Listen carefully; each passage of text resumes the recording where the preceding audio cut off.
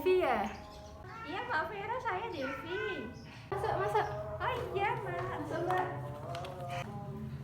Permisi, Assalamualaikum. Waalaikumsalam. Mbak, masuk, masuk. Iya Mbak. Silahkan duduk. Baik, terima kasih Mbak.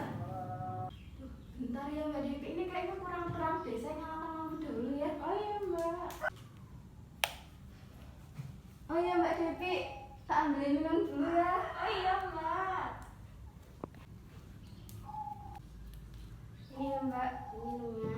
Oh iya Mbak, makasih malah ngerepotin saya. Santai aja. Oh iya, gimana Mbak Vera kabarnya hari ini? Baik Mbak. Oh syukurlah. Oh iya Mbak Vero, saya di sini mau memperkenalkan diri kembali ya Mbak. Perkenalkan, saya Devi Nur Puspitasari dari mahasiswa D3 Keperawatan Universitas Tabangsa. Di sini saya datang mewawancarai Mbak untuk memenuhi tugas saya pada mata kuliah Etika dan Komunikasi Keperawatan. Apakah Mbak bersedia untuk saya wawancarai? Bersedia Mbak. Kalau boleh tahu, Mbak ini masih kuliah atau udah kerja? Saya masih kuliah Mbak. Oh, umur berapa ya Mbak ya sekarang? Saya umur 20 tahun. Oh gitu. Iya. Oh ya Mbak, sebelumnya boleh nggak ya saya numpang ke kamar mandi untuk mencuci tangan? Ya Mbak, boleh. Mari saya tunjukkan. Oh baik Mbak. Ini Mbak kamar mandinya. Oh iya Mbak, saya masuk ya Mbak ya? Iya.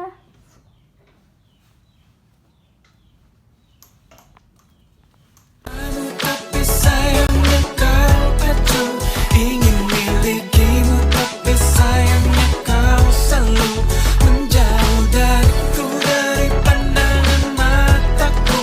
Tapi untung aja selalu dekat di kalbuku. Sudah Mbak. Permisi ya Mbak ya. Oh ya Mbak, sebelum saya lanjutkan, saya mau nansi Mbak terlebih dahulu ya. Oke Mbak ya, saya maju ya.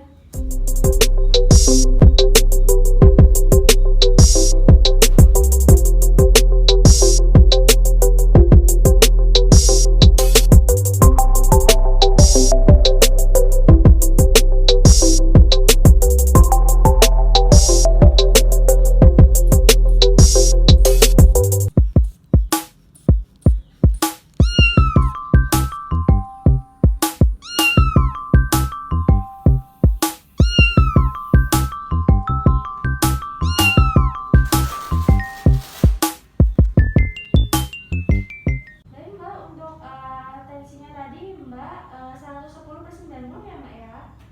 Iya Mbak. Saya dengar Mbak didiagnosa penyakit glaukoma ya? Iya benar Mbak. Oh gitu. Kalau saya boleh tahu Mbak sudah didiagnosa penyakit glaukoma itu sejak kapan ya? Sejak 1 tahun yang lalu. Keluhan apa ya Mbak yang Mbak rasain atau yang terjadi gitu sehingga Mbak itu sadar bahwa ada kelainan gitu pada diri Mbak? Sebenarnya itu nggak ada keluhan Mbak, tapi saat itu saya kan check up setahun sekali. Nah di hasil check upnya itu saya terkena glaukoma seperti itu. Oh gitu Mbak. Kalau boleh saya tahu apa ya Mbak ya pas itu yang dikatakan dokter saat dokter mendiagnosa Mbak penyakit glaukoma? Awalnya dokter kurang percaya. Di situ dilakukan pemeriksaan ulang dan dinyatakan glaukoma dan akan segera dirujuk ke rumah sakit terdekat yang ada di daerah saya. Oh gitu Mbak. Kalau sebelum Mbak didiagnosa penyakit ini itu sebelumnya Mbak tuh pernah dengar nggak sih kayak tentang penyakit glaukoma ini atau mungkin emang udah pernah tahu gitu apa sih penyakit glaukoma ini? Ya Mbak, sebenarnya saya sudah tahu penyakit glaukoma itu, tetapi mungkin karena saya masih awam, saya tahunya penyakit glaukoma itu hanya menyerang pada usia 80 ke atas seperti itu. Berarti Mbak baru ini ya, baru sedikit tahu aja ya Mbak ya tentang penyakit glaukoma ini. Lalu di keluarga Mbak itu apakah ada yang sudah pernah mengidap penyakit ini atau mungkin ada yang lagi mengidap penyakit ini juga Mbak? Sebenarnya belum ada Mbak kok di keluarga saya. Jadi saya jadi orang pertama yang terkena penyakit glaukoma di keluarga saya. Oh iya ya Mbak, berarti sebelumnya belum pernah ada yang mengidap penyakit glaukoma ini ya Mbak ya di keluarga Mbak? Iya Mbak, belum ada. Oh gitu. Kalau gitu mungkin apakah ada keluhan lain Mbak setelah Mbak didiagnosa penyakit glaukoma ini? Mungkin ada keluhan yang baru gitu yang mungkin yang tidak pernah Mbak rasain sebelumnya? Setelah dinyatakan dokter saya terkena glaukoma, mungkin efek yang saya rasakan itu lebih sering terkena migrain, dan untuk pandangan mata saya lebih sedikit kabur atau gelap kayak gitu Mbak. Oh begitu. Kalau boleh saya tahu, apakah penyakit glaukoma ini mengganggu aktivitas Mbak sehari-hari nggak? Untuk mengganggunya itu enggak sih Mbak, aktivitasnya masih seperti biasa. Tetapi untuk kalau misalnya malam hari kan itu minim cahaya ya Mbak, jadi kayak penglihatan saya itu juga sedikit kabur kayak gitu Mbak.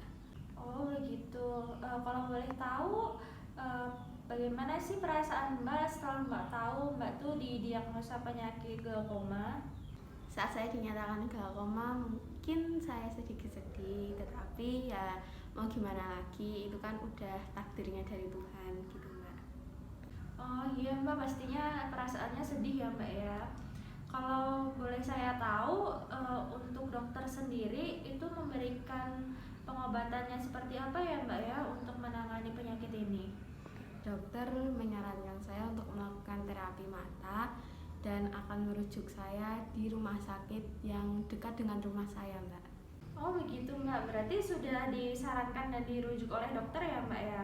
Kalau boleh tahu untuk terapinya Mbak, apakah sudah diberikan terapi khusus untuk mata Mbak, atau mungkin udah diberikan pengobatan yang lainnya Mbak? Untuk terapi itu belum ya Mbak, karena kan dokternya masih ada di Jogja dan saya banyak kegiatan di kampus dan dokter hanya menyarankan saya untuk diberikan tetes mata. Oh gitu. Kalau kayak gitu, apakah Mbak sendiri melakukan pengobatan dengan terapi secara alami atau enggak ya Mbak ya? Enggak sih Mbak, soalnya nggak disarankan oleh dokter. Oh begitu. Oh ya, kalau yang saya tahu itu kan glaukoma ada dua jenis ya Mbak ya. Ada glaukoma sudut tertutup dan glaukoma sudut terbuka. Nah kalau Mbak itu termasuknya glaukoma apa ya Mbak ya? Saya glaukoma sudut tertutup Mbak. Begitu Mbak. Kalau boleh saya tahu apa sih Mbak atau bagaimana gitu tindakan dari keluarga Mbak gitu tentang penyakit yang diderita sama Mbak ini?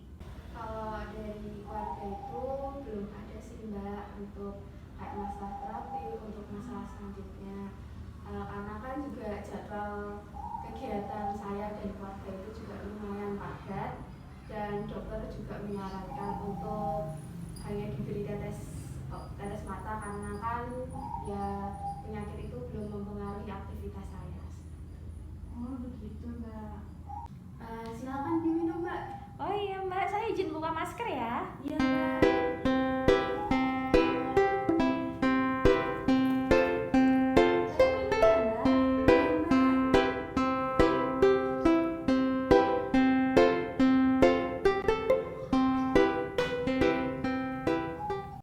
Sharing sedikit aja ya Mbak ya.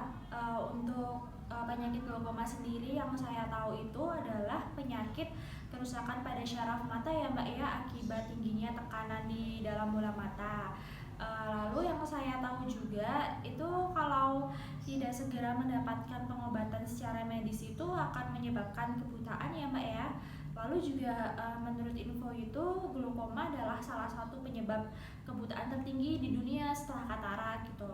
Lalu glaukoma juga sendiri itu tidak dapat dicegah ya Mbak ya, melainkan kalau semisal kita segera mendapatkan pemeriksaan lebih awal dan mendapatkan penanganan yang tepat, maka akan membantu mencegah kebutaan gitu. Lalu tadi kita juga udah sedikit menyinggung glaukoma ya Mbak ya, bahwa tadi glaukoma itu ada dua jenis. Ada yang pertama itu ada glaukoma sudut terbuka gitu. Untuk keluhannya itu biasanya penglihatan kabur. Lalu untuk glaukoma yang kedua itu jenisnya yaitu glaukoma sudut tertutup, yaitu keluhannya bisa seperti sakit kepala berat, lalu nyeri di mata dan mata merah. Ya walaupun glaukoma ini tidak bisa disembuhkan, tapi kita harus ada upaya ya Mbak ya untuk tetap menjaga kesehatan mata kita gitu.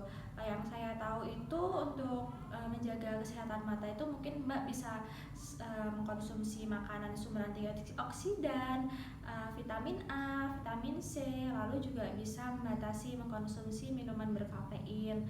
Lalu bisa juga dengan saat Mbak tidur itu bisa posisi bantalnya bisa sedikit lebih tinggi.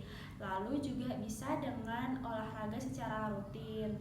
Lalu untuk terapinya ya selain dari terapi yang diberikan dokter ya bisa dengan menggunakan tetes mata gitu. Lalu juga bisa Mbak sering-sering mengkonsumsi teh hangat atau teh hijau gitu, dan jus wortel juga gitu yang harus rutin dikonsumsi setiap harinya gitu. Oh iya Mbak, kebetulan tadi dari rumah saya sudah menyiapkan jus wortel dan membawakan Mbak teh hijau. Oh ya Mbak, ini saya tadi buatkan jus wortel. Lalu tadi saya juga bawakan teh hijau untuk Mbak. Ini Mbak.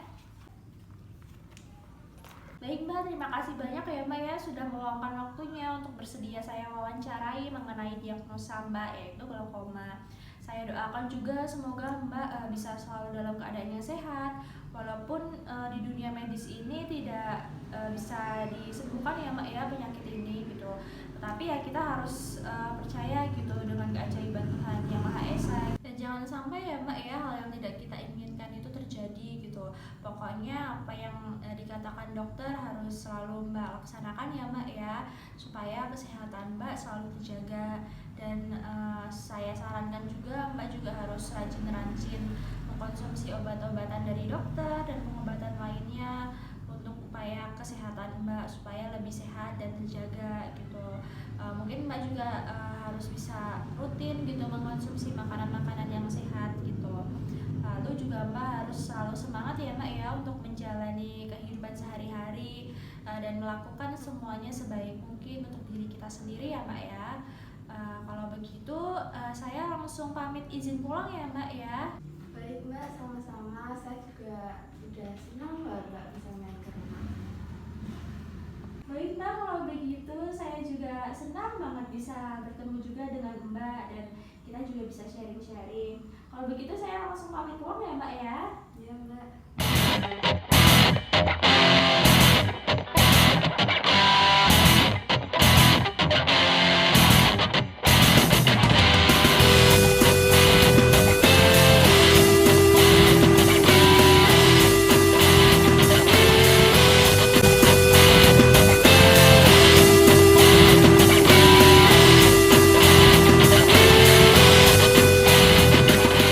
Itu saya pamit dulu ya Mbak ya. Terima kasih. Salam sehat ya Mbak ya. Ya Mbak Devi, terima kasih Mbak. Selamat sore Mbak. Hati-hati. Are you ready? Nunggu kapalnya lewat. Bagus soalnya.